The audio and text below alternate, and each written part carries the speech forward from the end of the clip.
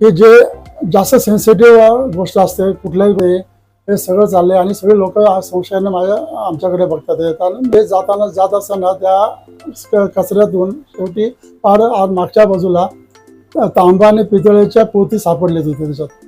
रात्रभर आम्ही police station वगैरे सगळं केलं। नंतर मग लक्षात अलका टॉकीच्या तिथल्या 5,000 तिथून दुधाच्या बरण्या त्या बाटल्या घ्यायच्या, त्या नर्सापर्यंत द्यायच्या।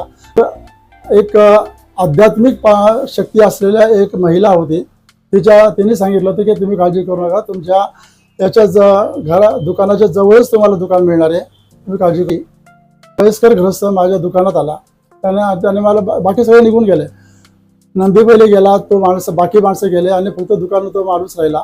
तो म्हटला तुमच्या इथे वाईट शक्ती आहेत, तुमच्या वाईटावर कोणतरी आहे, ते वाईट काढायचं का? काढू। तर माझा एवढा विश्वास नव्हता त्याच्यावर काही। त्याने मला बसवलं।